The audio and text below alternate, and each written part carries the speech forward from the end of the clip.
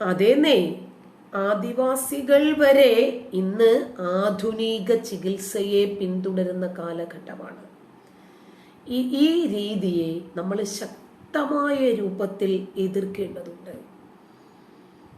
വീട്ടിലെ പ്രസവം ഇവർ പ്രോത്സാഹിപ്പിക്കുമ്പോൾ ഒരുപാട് ജീവനുകളാണ് ഇതിലൂടെ പൊലിയാൻ പോകുന്നത്. എന്താണ് ഇവർക്ക് ഇതിന്റെ പിന്നിലുള്ള ലക്ഷ്യം എന്ന് വേറെ നമ്മൾ അറിയേണ്ടതുണ്ട്. വേറെ അറിയണം നമ്മൾ. കാരണം ഇവര് ഈ നാടിന്റെ പുരോഗതിയെ എവിടെയാണ് കൊണ്ടുപോകുന്നത് എന്ന് നമുക്കറിയണം.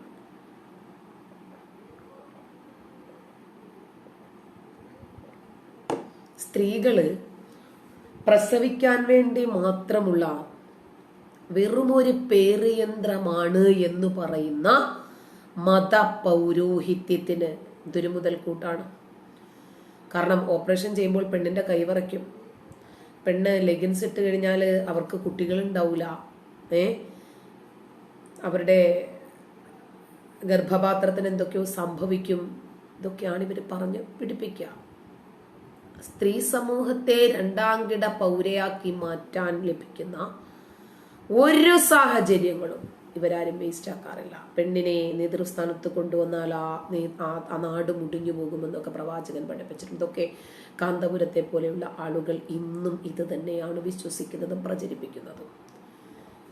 ഇവർക്ക് ഈ കാലഘട്ടത്തെ കുറിച്ച് വേണ്ടത്ര അവഗാഹമില്ലാത്തത് കൊണ്ടാണ് വിവിധ രാജ്യങ്ങളിലെ 418ഓളം വനിതകൾ, നോക്കണം, അതിനകത്ത് 13 വയസ്സുകാരി വരെ ഉൾപ്പെട്ടിട്ടുണ്ട് കേട്ടോ. ഇതിനോടകം എവറസ്റ്റ് കൊടുമുടി കീഴടക്കി ചരിത്രം മാറ്റിത്തിരുത്തിയവരാണ്. ചന്ദ്രനിൽ കാലുകുത്തിയ ധീര വനിതകൾ. സുനിത വില്യംസിനെയൊക്കെ നമ്മൾ എടുത്തോർമ്മിപ്പിക്കണം.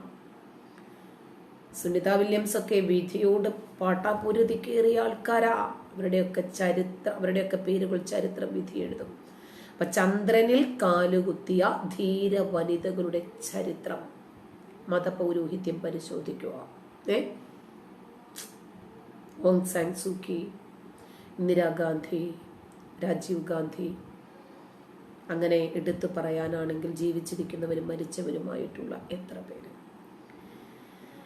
മുസ്ലിം സമൂഹത്തിൽ നിന്നും ഒരു PT ഉഷയോ ഒരു PV സിന്ധുവോ ഉണ്ടാകാൻ എത്ര കൊല്ലം അധ്വാനിക്കേണ്ടി വരും. ഒരു സാനിയ മിർസ ഉണ്ടായത് തന്നെ എത്രമാത്രം വിധിയോട്, മതത്തോട്, പൊതുസമൂഹത്തോട്, സമുദായത്തോട് പടവെട്ടിയിട്ടാണ് എന്നൊന്ന് ചിന്തിച്ചു നോക്കാം.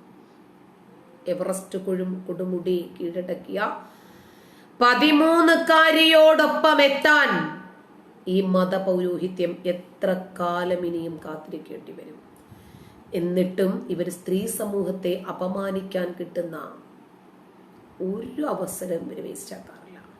കേരളത്തിലെ മുസ്ലിങ്ങൾക്ക് ബുദ്ധിയുണ്ടെങ്കിൽ അവരെ ഏറ്റവും അന്യവൽക്കരിക്കുന്ന, അവരെ പിന്നോട്ടടിക്കുന്ന, രണ്ടാം കിട പൗരയാക്കി മാറ്റുന്ന ഇത്തരം രീതികൾക്കെതിരെ ശക്തമായ രൂപത്തിൽ പോരടിച്ച് അവർ അവരുടെ അവകാശങ്ങൾ നേടിയെടുക്കും. അതിന് വേണ്ടത് വിദ്യാഭ്യാസമാണ്. അവർക്ക് നല്ല രൂപത്തിൽ മെച്ചപ്പെട്ട വിദ്യാഭ്യാസം കൊടുത്താൽ പരിതസ്ഥിതി അവരുണ്ടാക്കിയെടുക്കും. എവിടെ എന്ത് ഒരു സ്ഫോടനം നടന്നാലും ഇതിന്റെ പിന്നിൽ നമ്മുടെ ആൾക്കാരാണോ എന്ന് ഇവര് തന്നെ ചിന്തിക്കുന്ന രൂപത്തിലേക്ക് എത്തി. ഞാൻ മുമ്പ് ഇസ്രയേലി ദമ്പതികളുടെ ഒരു വിഷയം ചെയ്തിട്ടുണ്ടായിരുന്നു. കർണാടകയില് ബലാത്കാരം ചെയ്യപ്പെട്ടില്ലേ പെണ്ണ്. അതിനെ സംബന്ധിച്ച് വീഡിയോ ചെയ്തപ്പോൾ അവസാനം ഞാൻ പറഞ്ഞു, പെണ്ണിനെ കണ്ടാൽ ഉടനെ തന്നെ കയറിപ്പിടിക്കാൻ ശ്രമിക്കുന്ന കാപാലിക കൂട്ടങ്ങളെ നിലയ്ക്ക് നിർത്തേണ്ടത് നമ്മുടെ അനിവാര്യതയാണ്, നമ്മുടെ രാജ്യത്തിന്റെ അനിവാര്യത. അതിനകത്ത് മുസ്ലിം എന്ന് പറഞ്ഞിട്ടില്ല, ഇസ്ലാം എന്ന് പറഞ്ഞിട്ടില്ല, തീവ്രവാദി എന്ന് പറഞ്ഞിട്ടില്ല, ചെയ്തവന്റെ പേര് പറഞ്ഞിട്ടില്ല, അവന്റെ ജാതി, മതം, വർഗം, സംഘടന ഒന്നും പറഞ്ഞിട്ടില്ല. എന്നിട്ട് എനിക്കെതിരെ കേസ് കൊടുത്തേക്ക് എന്ത് ഞങ്ങളെ പറഞ്ഞത്. കാരണം ഇവര് തന്നെ തീരുമാനിക്കുകയാണ്. പെണ്ണിനെ കണ്ടാൽ ഉടനെ കയറി പിടിക്കാൻ മുട്ടുന്നത് നമ്മുടെ ആൾക്കാരാണ്. ഇവര് തന്നെ അങ്ങ് തീരുമാനിച്ചു കഴിഞ്ഞാൽ പിന്നെ നമുക്ക് എന്ത് ചെയ്യാം? എന്നാ പിന്നെ അങ്ങനെ തന്നെ. കളമശ്ശേരിയില് എന്താണ് നമ്മുടെ ഡൊമിനിക് മാർട്ടിൻ അല്ലേ ഒരു സ്ഫോടനം നടത്തി. ഒരു സ്ഫോടനമല്ല, സംറ കൺവെൻഷൻ സെന്റർ, അവിടെ 5 സ്ഥലത്താണ് സ്ഫോടനം ചെയ്തത്. അവിടെ ഉപയോഗിച്ചിരുന്നത് എന്താണ്? IED, അതായത് ഇംപ്രൊവൈസ്ഡ് എക്സ്പ്ലോസീവ് ഡിവൈസ് ആണ് ഉപയോഗിച്ചിരുന്നത്. അപ്പൊ തന്നെ ഏതാണ്ട് നല്ലൊരു വിഭാഗം കേരളക്കരെ ഉറപ്പിച്ചു ഇത് ഇസ്ലാമിക തീവ്രവാദവുമായിട്ടാണ് ബന്ധം. പോസ്റ്റ് ഇടുകയും ചെയ്തു. ഒരുപാട് സിമ്പിളാണ്. IED നമ്മുടെ പടക്കക്കടയിൽ കിട്ടുന്ന സാധനമല്ല. അത് പൊതുവെ ഉപയോഗിക്കുന്നത് ഭീകരവാദികളാണ്, തീവ്രവാദികളാണ്. ഹോം മെയ്ഡ് ബോംബുകളാണ് IED എന്ന് വിളിക്കുന്നത് പൊതുവെ. കവചിത സ്ഫോടക വസ്തു, ഷാർപ്പനൽ ഡിറ്റനേറ്ററുകൾ, ട്രിഗറിംഗ് മെക്കാനിസം, ഇതൊക്കെയാണ് ഇതിൻ്റെ പാർട്ടുകൾ. ആർക്കും സ്ഫോടക വസ്തു ലഭിച്ചാൽ അവർക്ക് തന്നെ ഉണ്ടാക്കാം. ഇപ്പം ജമീഷ മുബിൻ എന്ന 22-കാരൻ വീട്ടിലിരുന്നിട്ടല്ലേ ഇത് ഉണ്ടാക്കിയത്. കോയമ്പത്തൂർ സംഘമേശ്വര ക്ഷേത്രത്തിന് സമീപം പൊട്ടിത്തെറിച്ച ആ 22 വയസ്സുകാരന് വീട്ടിനകത്തിരുന്ന് തന്നെ ഉണ്ടാക്കാൻ പറ്റിയില്ലേ? അപ്പോൾ നമ്മളത് ഉപയോഗിച്ച് കണ്ടത് റിപ്പോർട്ട് ചെയ്യപ്പെട്ട വാർത്തകളിലൊക്കെ മുസ്ലിം ഭീകരവാദികളായിരുന്നു, അതല്ലെങ്കിൽ മാവോയിസ്റ്റുകൾ. അതുകൊണ്ട് ഇത് നമ്മുടെ ആൾക്കാർ തന്നെയാണോ? ഇസ്ലാമിക ഭീകരവാദമാണോ ഇതിന്റെ പിന്നിൽ പ്രവർത്തിച്ചത്? സ്വാഭാവികമായിട്ടും ആളുകൾ അങ്ങനെ ചിന്തിച്ചു പോകുക. സോളിഡാരിറ്റിയുടെ സമ്മേളനത്തിൽ ഹമാസ് എന്ന ഭീകര സംഘടനയുടെ നേതാവ് ഓൺലൈൻ അഡ്രസ് ചെയ്യുകയും കൂടെ ചെയ്തപ്പോഴേക്ക് ഏതാണ്ട് പൂർത്തിയായി. കേരളത്തിൽ ഹമാസ് നേതാവിനെ കൊണ്ടുവരുന്നതിന് വേണ്ടി ഒരു പ്രോഗ്രാം അറേഞ്ച് ചെയ്തപ്പോൾ സമ്പൂർണമായി. പോപ്പുലർ ഫ്രണ്ടിന്റെ ഹിറ്റ് ലിസ്റ്റിന്റെ നേതാവായ സിദ്ദീഖാപ്പിന് വേണ്ടി മാധ്യമ മേലാളന്മാരായിട്ടുള്ള സംഘടനകൾ ഇറങ്ങി തിരിച്ചപ്പോൾ തന്നെ ഏതാണ്ട് ഉറപ്പായി കേരളത്തെ എത്രമാത്രം ഈ ഭീകരത വിഴുങ്ങിയിരിക്കുന്നു, തീവ്രവാദം വിഴുങ്ങിയിരിക്കുന്നു എന്ന്. പക്ഷെ അതിൽ തീവ്രവാദ സ്വഭാവമുള്ള ആളുകളെ കാണും. അവർക്ക് മാത്രമേ സ്വന്തം രാജ്യത്ത് ഇതൊക്കെ ചെയ്യാൻ പറ്റൂ. ഇവിടെ ചെയ്താലും തെറ്റ് തന്നെ കേട്ടോ. അപ്പോ ഈ ഹമാസന്മാരെ പോരാളികൾ എന്ന് വിളിക്കുന്ന ആളുകൾ, അവ പേര് കണ്ടാൽ അവർക്കെതിരെയുള്ള ചാപ്പയടി തുടങ്ങിയിട്ടുണ്ടെങ്കിൽ അത് നിങ്ങളുടെ മുൻഗാമികൾ നിങ്ങൾക്ക് ഉണ്ടാക്കി തന്നതാ. നിങ്ങളുടെ മുൻഗാമികളായിട്ട് നിങ്ങൾക്ക് നേടിത്തന്ന ഒരു അവാർഡാണത്. ഇസ്ലാമിക ഭീകരവാദത്തെ എതിർക്കാൻ ധൈര്യം കാണിക്കുന്ന ആളുകളെ ഇവര് ചില ചാപ്പേടികളുണ്ട്, സംഘി, കൃസംഘി, വർഗീയവാദി, ഇല്ലാ കഥകൾ പറഞ്ഞ് പ്രചരിപ്പിക്കാൻ ശ്രമിക്കും. ഒരു കുഴപ്പമില്ല, നമ്മൾ പറഞ്ഞുകൊണ്ടേയിരിക്കും. കാരണം ആശയപരമായ പാപ്പരത്വമാണ് ഇവർ ഈ രൂപത്തിൽ പ്രതികരിക്കാൻ കാരണം. അതുകൊണ്ട് മുസ്ലിം പ്രീണനത്തിൽ ഡോക്ടറേറ്റ് എടുത്തിട്ടുള്ള നമ്മുടെ നാട്ടിലെ സെക്യുലറിസ്റ്റുകളിൽ നിന്ന് ഇതിൽ കൂടുതലൊന്നും പ്രതീക്ഷിക്കാനില്ല.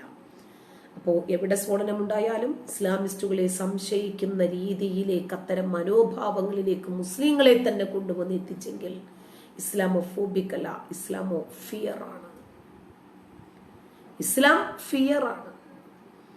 പിന്നീടാണ് ഡൊമിനിക് മാർട്ടിൻ എന്ന വ്യക്തി സാക്കിർ നായിക്കിൽ ആകൃഷ്ടനായി അയാൾ സൗദിയിലെത്തി. അങ്ങനെ കുറച്ച് മുസ്ലിം തീവ്രവാദ സംഘടനകളും ഒക്കെ ആയിട്ട് യോജിച്ച് സ്ഫോടനം നടത്താൻ വേണ്ടി പ്ലാൻ ചെയ്തു. സ്ഫോടക വസ്തുക്കൾ ഉണ്ടാക്കാൻ വേണ്ടിയിട്ട് ആൾ പഠിച്ചു.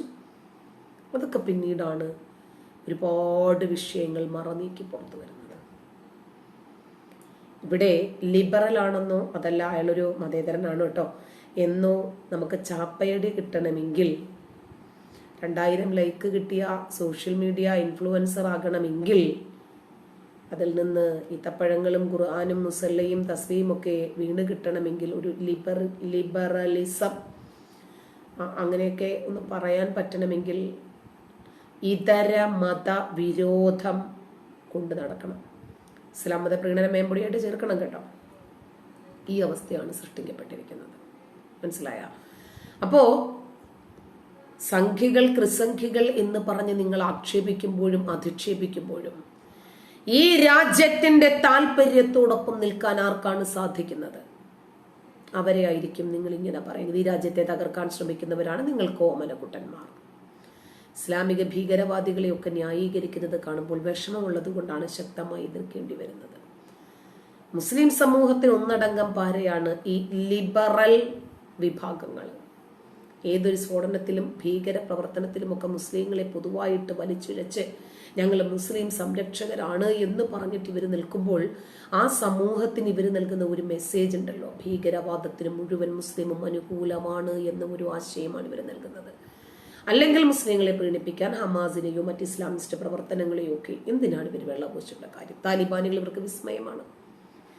കേരള മുസ്ലിങ്ങൾക്ക് ഈ സെക്യുലറിസ്റ്റുകളെ കൊണ്ട് ദ്രോഹമല്ലാതെ, മുസ്ലിം സംരക്ഷകരെ കൊണ്ട് തലവേദനയല്ലാതെ മറ്റൊന്നും ഉണ്ടാകാനില്ല. അപ്പൊ മുസ്ലിം പേരാണ് ഒരു സ്ഫോടനത്തിന് പിന്നിലെങ്കിൽ വർഗീയ ലഹള ഉണ്ടാക്കുന്നതിനു വേണ്ടിയാണ് ഇവരത് ചെയ്തത് എന്ന് പിന്നീട് NIA കണ്ടെടുത്ത് കൊണ്ടുവരുന്നതിന് മുമ്പ് മുസ്ലിങ്ങൾ തന്നെ അങ്ങ് സമ്മതിക്കും. അതെ, ട്രെയിൻ കത്തിച്ച കേസിൽ ഷാരൂഖ് സൈഫി, അതെ, തടിയന്റെ ഇവിടെ നസീർ ഇരട്ട സ്ഫോടനം നടത്തിയിട്ട് ഇവിടെ വർഗീയ ലഹള ഉണ്ടായോ? ശ്രീലങ്കയിലെ ക്രിസ്ത്യൻ പള്ളിയിൽ സ്ഫോടനം നടത്തിയതിന് പിന്നിൽ മലയാളി മുസ്ലിങ്ങളുണ്ട് എന്ന വിവരം നടന്നിട്ട് ഇവിടെ വർഗീയ ലഹള ഉണ്ടായോ?